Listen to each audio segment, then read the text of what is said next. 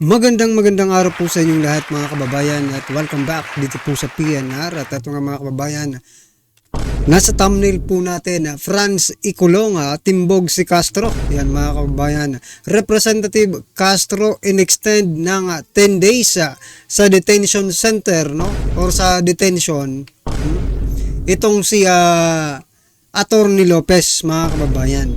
So yan po ang ating alamin at bibigyan ng komento, no? Ngayong araw na ito, na kung saan ang isang convicted congresswoman, mga kababayan, ay may ganitong power, no, to extend ng pagkaka-detain, no, dyan sa kamera, ay hindi na pala sa kamera yata, sa correctional na yata mga kababayan, no, itong si Atty. Lopez. Ito mga kababayan, i-share din po natin itong si former President Duterte, no? May naging pahayag, no? Dito sa mga nangyayari sa ating bansa at may message po sa ating sa ating armed forces, mga kababayan. Nako, matindi po ito.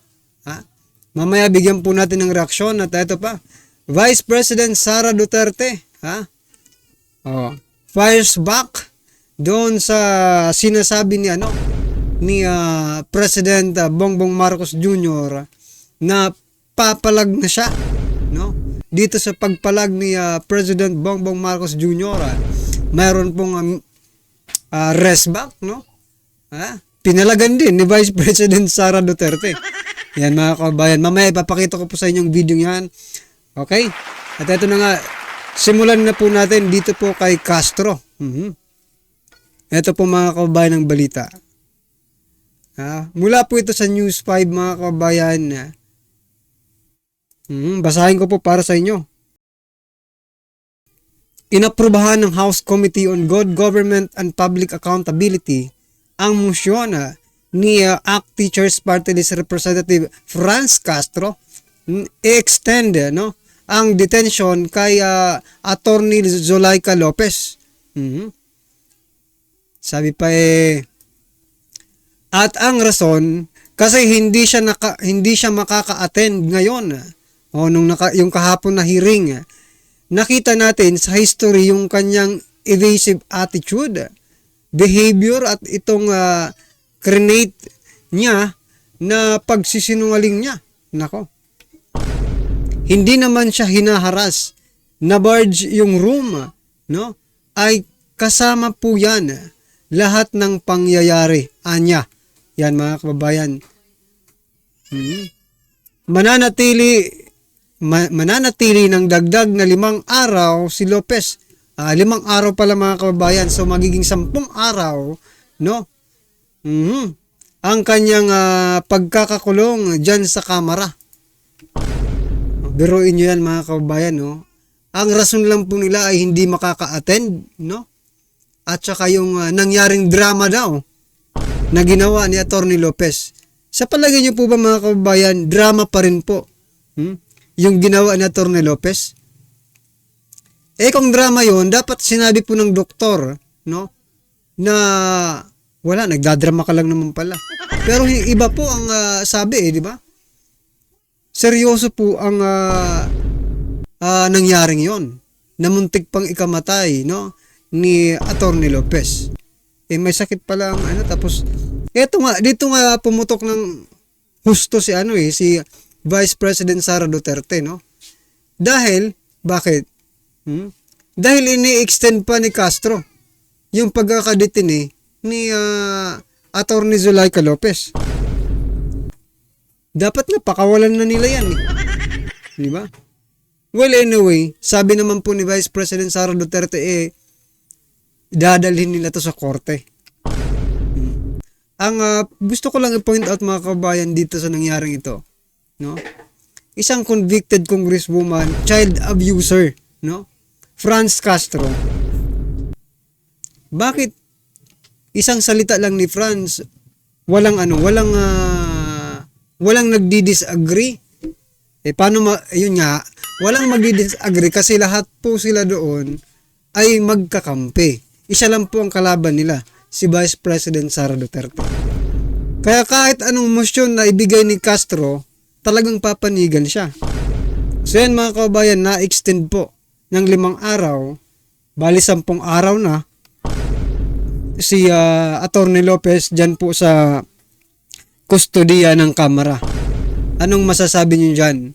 Kaya nga nalagay ko dito mga kababayan sa thumbnail natin na France ikulong dahil mas deserving po, no? Mas deserve ni Franz Castro na maikulong dyan kesa po kay Atty. Lopez. Kasi si Franz Castro talagang napatunayan na po sa hukuman at mayroon na pong desisyon ang korte, mga kababayan, no? Ano sa palagay nyo? Dapat bang magpalit? Dapat bang magpalit si Franz Castro at si Atty. Lopez dyan sa pagkakadetain? Or talagang tuluyan na lang pong ikulong talaga itong si Franz Castro, no? Well, anyway mga kababayan, ano pong inyong reaction dyan? I-comment nyo na lang po sa baba para at least alam po natin mga kababayan, okay? At ito na nga yung sinasabi ko kanina, former President Duterte challenge the military to step up, no? To step up and protect the Constitution, mga kababayan. Sabi niya po the right of the people to seek redress, no? Of grievances, kayo lang makakapagbigay. Yan pong sabi ni Pangulong Duterte. At ito pa po. Ang tanong ko lang sa military, hanggang kailan kayo magsuporta sa drug addict? Yun, talagang diretsohan na to, mga palakpakan po natin. Diretsohan na po ito. Wala nang paligoy-ligoy. Hindi ba kayo nanliliit? Military, no? At saka lahat ng authority, no? Lahat ng authority, for example, NBI, PNP, lalo na PNP kasi sila po talaga ang frontline nung nakarang war on illegal drugs, mga kababayan, no? Hindi ba kayo nanliliit sa sarili ninyo?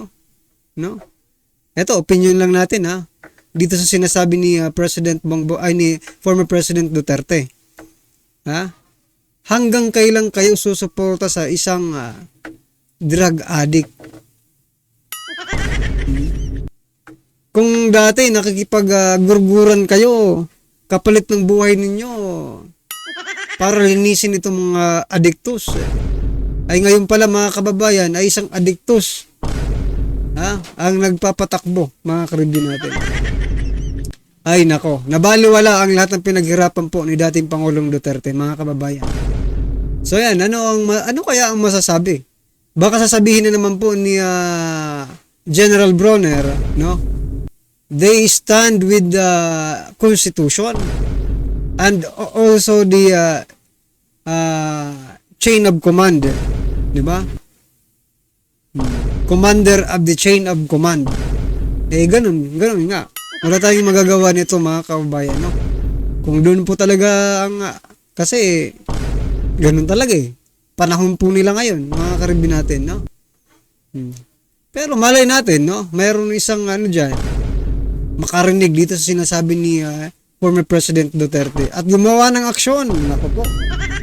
Well, anyway mga kababayan, ano pong inyong reaksyon dito sa sinabi ni former President Duterte? Na ang tanong niya, no? Ang tanong ko lang sa military, hanggang kailan kayo magsuporta sa addictus? Comment nyo na po ang inyong opinion. At ito pa mga kababayan, Vice President Sara Duterte, may naging reaksyon, resback doon sa pagpalag ni President Bongbong Marcos Jr. Ito, pakinggan po natin. Said po na kung ganun po kadali magplano pagpatay sa isang presidente, paano pa kaya sa pangkaraniwan ng mamamayan? Kung ganyan kriminal na pagtatangka, hindi dapat pinapablik ang pass. Yan ay aking papalagaan, sabi ni PBBM. Oo. Diba? Pumalag na yung buong bayan nung pinatay ng pamilya nila si Benigno Aquino Jr. Ma'am, sasabihin na raw kayo ng NBI? I would gladly answer yung gusto nilang mga tanong na ipasagot. Pero dapat sumagot din sila sa mga tanong ko sa kanila. Mag-uusap na lang kami doon pag nandiyan na yung subpoena. PBBM said po na kung ganun po kadali magplano So yan mga kababayan, no? Diretsahang sagot, diretsahang tanong, diretsahan din ang sagot. Kung papalag sila, dapat lang naman palang pumalag itong Marcos, no? Tulad ng pagpalag ng taong bayan nung pinagurgur nila, no? Si Benigno. Ayun po yan, kaya Vice President Sara Duterte, mga kababayan, no? Ganun po ang balita yung pamilya niya po ang nagpagurgor kay Ninoy nung panahon yon, kaya nga po napatalsik, di ba? O ngayon, baliktad siguro nga ng mangyayari. Ay ganun pa rin ang mangyayari, no? Baka mapatalsik rin sila. Yan sa palagay nyo, baka history repeat itself, mga kababayan. Talaga naman it is always, mga karibin natin, history repeat itself. Baka sa pagkakataong ito, junior junior ang sumunod kay senior. Nako po. Ano ang inyong opinion dyan, mga kababayan? I-comment nyo lang po sa baba para malaman po ng ating mga kababayan. At eto na nga po. Sama-sama sabay-sabay po natin pakinggan panoorin at bigyan ng komentong video ito. Ang title po nito, latest hearing na corner ang kamera. Sumugod si Vice President Sara Duterte plus Marcoleta.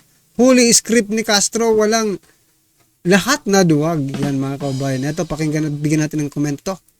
Sa tila patuloy nitong panggigipit, pamamahiya at panghaharas di umano kay Attorney Zulaika Lopez, lalong-lalo na kay Vice President Sara Duterte. Matapos mag-trending sa social media ang kumusyon na tila pumukaw sa taong bayan matapos mag-zoom online ang kalunos-lunos na sinapit ng Chief of Staff ng OVP na si Attorney Zulaika Lopez at ang tila pangbabastos di umano sa Vice President Sara Duterte. Sa Gift Party List Representative Congressman Rodante Marcoleta, buong tapang na dumalo sa pagdinig ng Kongreso ng Committee on Good Government and Public Accountability at tila sinampal ng buong katotohanan at isa-isang ipanaliwanag sa kapwa nitong mambabatas ang mga di umano'y mga paglabag ng ilan nitong kasamahan sa kanilang ginagawang anli na pagdinig at ang tila pagiging kowa ng ilang mambabatas sa budget ng Office of the Vice President at Vice President Sara Duterte.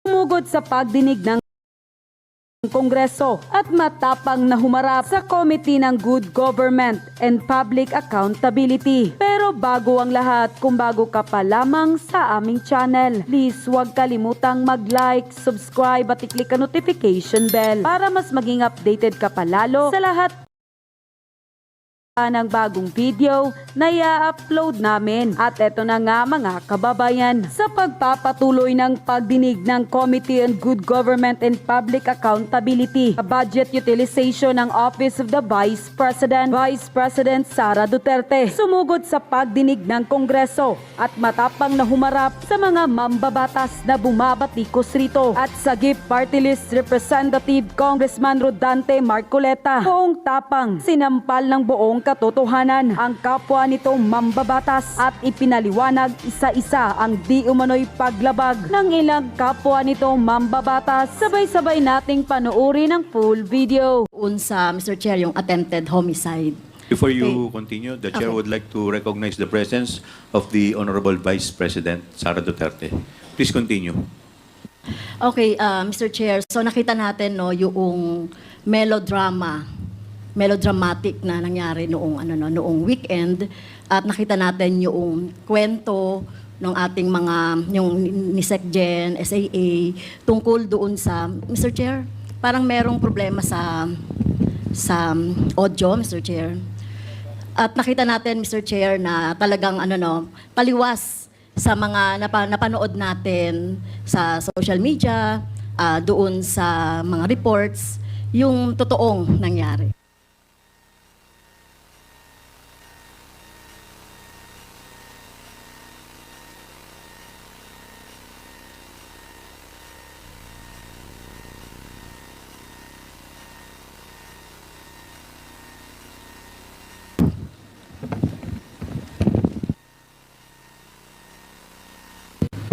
Hello? Okay. So,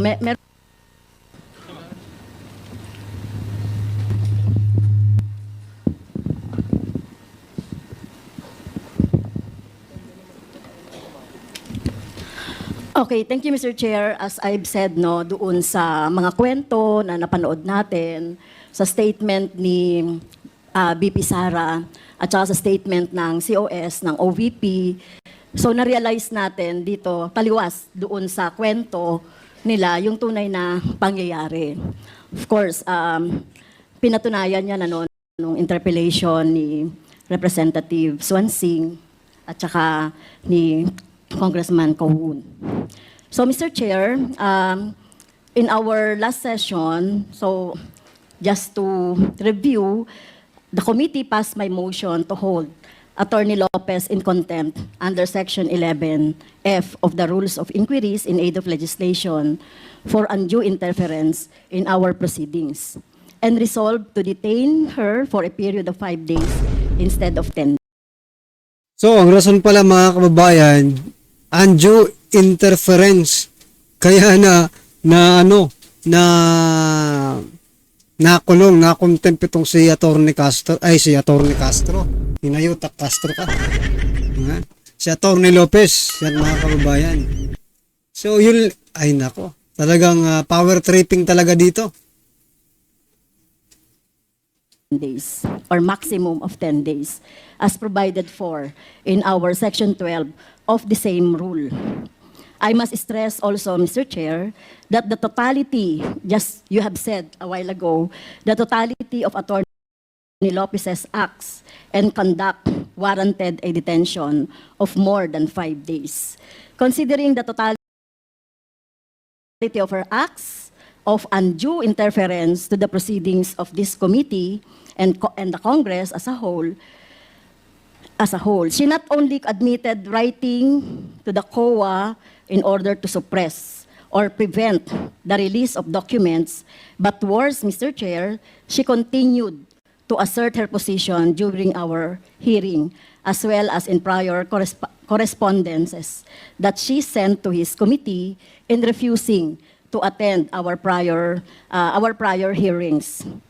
But by virtue of her conduct, the committee was deprived of invaluable information necessary to allow it to perform its role of crafting legislation for the improvement of the country's system of governance and transparency, Mr. Chair. In fact, she only attended when a threat of contempt citation loomed large should she fail to comply again with the subpoena duces tecum, Mr. Chair. Mr. Chair, in view of the what happened during the last 2 days or so, I would like to consider to move for a reconsideration of our resolution, insofar as it's limited the period of detention for only 5 days. I move, Mr. Chair, that the period of detention of Attorney Lopez be 10 days instead of 5 days. So move, Mr. Chair. 10 days, so additional 5 days, tama po ba? Yes, Mr. Chair, kasi hindi na siya makaka-attend ngayon, ano. Talagang ano, no. So nakita naman natin sa history nung kanyang evasive attitude, behavior, at itong kinreate niya na sinasabi niya na nagpagsisinungaling niya na hindi naman siya hinaras or hindi naman siya na-barge yung room ay kasama na po yan. So yung lahat ng mga pangyayari, Mr. Chair. So I repeat, I move to extend the period of contempt of Attorney Zulaika Lopez, Mr. Chair. Is there second to the motion? Mr. Chair, Congressman Marcoleta. thank you, Mr. Chair. Before an action may be taken by the committee, may I know how the totality of evidence Extend the period of contempt was evaluated Attorney Zulaika. that merited the contempt order by the chair? Congresswoman Castro. Mr. Chair, I'd like to Mr. Chair, may I I'd like to answer? apprise the Yes, court, Congresswoman Mr. Chair, Castro. So, that in the case so of sino po ang ina-acknowledge niyo, nine-recognize, This is- Mr. Chair? this is a point of information, Mr. Okay. Chair. This is Yes. something that has to do with the rights Congressman of the liberty Marcoleta. people. In the court, Ay, maano eh. Congressman Marcoleta, let us, the chair recognizes Congresswoman may I Castro. ask, Mr. Please Chair? proceed, Congresswoman Castro. Mr. Chair, may I ask the action of the committee first on my motion, Mr. Chair, before we entertain? We will rule on the Okay, motion first. okay. Is there any second to the motion? Mr. Chair, may I be recognized, please? Duly seconded. Is there any objection? Mr. Chair, Hearing none, the motion is I was carried. recognized earlier. So yan mga kababayan, no? Approve agad yung motion ni Castro. Kasi nga po, no, wala namang ano diyan eh. Buti nga nandiyan si Marcoleta, si Congressman Marcoleta, pero hindi pa rin nagtagumpay. Na-approve pa rin, no. Ang ano ko lang, ang opinion ko lang, no, ang kapal-kapal talaga ng mukha, no. Ang kapal-kapal na mag-extend na magpakulong ng isang attorney. Itong tuwadcom na ito at especially itong si Castro, no? Ito ang opinion ko mga kababayan. Kasi ang rason ni Castro hindi makaka-attend. Ngayon kung umattend naman, iko-contempt pa rin nila. Di ba nangyari na nga po eh. Umattend po si Attorney Lopez, kinontempt nila. Ngayong hindi umattend, iko-contempt pa rin nila. So meaning mga kababayan, this is the real script, no? Is to contempt one of Vice President Sara Duterte's staff, no? Para ano? Magalit si Vice President. Para mawala kung baga sa control. Pero kontrolado pa naman, mga kababayan, no? So yan po ang opinion ko dyan, no? Either umattend po or hindi, contempt talaga ang kalalabasan eh. Walang iba. Kaya nga contempt creators ang mga ito eh, di ba? Sa social media, kumakalat itong content creators ng mga tuwadcom. Well, anyway mga kababayan, ano pong inyong reaksyon, opinion patungkol po sa video ito ay comment lang po sa baba para at least alam po natin mga kababayan ang inyong opinion. Maraming salamat po.